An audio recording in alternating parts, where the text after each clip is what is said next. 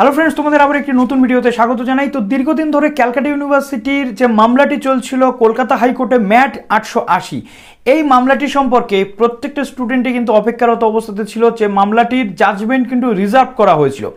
এই মামলাটির judgement reserve অবস্থাতে ছিল প্রায় 21শে জুনের পর থেকে এতদিন পর্যন্ত। সুতরাং স্টুডেন্টসরা অনেক টেনশনের মধ্যে ছিল। অলরেডি একটা মামলা কিন্তু রায় বেরিয়ে গেছে, সেটাতে কিন্তু কন্ট্রোলার অফ এক্সামিনেশনকে কোর্টের পক্ষ থেকে বলা হয়েছে গ্রিভেন্সেস জমা করতে, সেটাও হয়েছে, কিন্তু তারও এখন কোনো আপডেট নেই। কিন্তু ম্যাট 880 আজকে দুপুর 2টোর সময় 11 নম্বর কোর্টে কিন্তু তার একটা শুনানি হয় এবং ওপেন কোর্টে তার জাজমেন্ট প্রদান করা হয়। আপাতত আমাদের কাছে যে তথ্যটা এসে পৌঁছেছে, 4টে পয়েন্ট আমি তোমাদের সঙ্গে শেয়ার করতে চলেছি যে কি কি পয়েন্ট সেখানে উল্লেখ করা হয়েছে। কাজেই পুরো ভিডিওটা দেখো এবং বন্ধুদের মাঝে শেয়ার করে দিও যাতে সবাই কনফিউশনের মধ্যে না থাকে। প্রথম যে পয়েন্টটি সেখানে উল্লেখ করা হয়েছে, প্রথমত বলা হচ্ছে, তো আজকের যে পয়েন্টগুলো রয়েছে সেখানে একটা হচ্ছে কন্ট্রোলার অফ এক্সামিনেশনকে রিপ্রেজেন্টেশন জমা করতে বলা হয়েছে, ঠিক যেমন চিফ জাস্টিসের এজলাসে কেসটার মতো কন্ট্রোলার অফ এক্সামিনেশনকে রিপ্রেজেন্টেশন জমা করতে বলা হচ্ছে। কিন্তু কিসের বেসিস রিপ্রেজেন্টেশন জমা করতে বলা হচ্ছে, পরবর্তী ক্ষেত্রে কতদিন এর জন্য টাইম দেওয়া হয়েছে, আগের কেসটাতে যেমন 3 দিন বলা হয়েছিল, এক্ষেত্রে কতদিন টাইম দেওয়া হয়েছে এবং এর প্রেক্ষাপট কি, কিসের পারপাস বলা হয়েছে, সেই নিয়ে কিন্তু এখনো বিস্তারিত তথ্য নেই। যতক্ষণ পর্যন্ত ফুল জাজমেন্ট কপিটা আমরা পাচ্ছি ততক্ষণ পর্যন্ত তোমাদেরকে বলতে পারছি না। সুতরাং ফুল জাজমেন্ট কপি এলে এটা অবশ্যই তোমাদেরকে ক্লিয়ার করে দেব।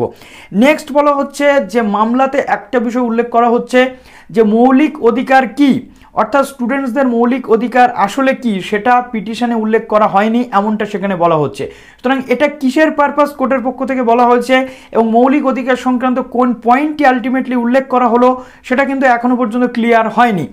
নেক্সট আরেকটা যে পয়েন্ট রয়েছে সেটা হচ্ছে ছাত্ররা কখনোই পরীক্ষার মোড ঠিক করতে পারে না, এটা বলা হচ্ছে। অর্থাৎ কোর্ট এটা বলছে যে ছাত্ররা অনলাইন হবে নাকি অফলাইন হবে সেই পরীক্ষার মোড কিন্তু কখনো ঠিক করতে পারে না।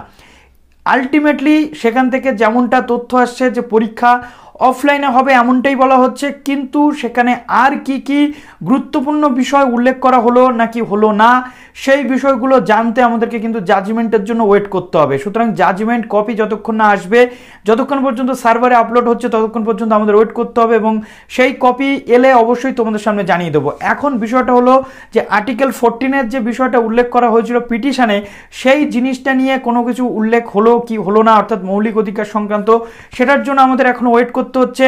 এবং এই গ্রিভেন্সেসের জন্য কি কি সেখানে কি পারপাস গ্রিভেন্সেস দিতে হবে বা কন্ট্রোলার অফ এক্সামিনেশনের কাছে কোনো টাইম বাউন্ড করে দেওয়া হলো কিনা কোর্টের পক্ষ থেকে, তথ্যগুলো জানতে গেলে আমাদেরকে কিন্তু ফুল জাজমেন্টের দিকে তাকিয়ে থাকতে হবে। সুতরাং ফুল জাজমেন্ট যতক্ষণ না আসছে ততক্ষণ পর্যন্ত আমরা এই বিষয়গুলো ক্লিয়ার করতে পারছি না। থেকে এটা পরিষ্কার যে তোমাদের অফলাইন পরীক্ষা যেমন হচ্ছে তেমনটাই কিন্তু আপাতত দিতে হচ্ছে পরীক্ষা এবং তার জন্য তোমাদের প্রিপারেশনে নিতে হচ্ছে। কিন্তু পরবর্তী ক্ষেত্রে জাজমেন্ট থেকে স্টুডেন্টসদের জন্য পজিটিভ কিছু এলো কি এলো না সেটা পজিটিভলি আমরা জানতে পারবো ফুল জাজমেন্টে এলে। তো চলো ভিডিওটি এখানে শেষ করলাম, ভালো থেকো সবাই, অল দ্য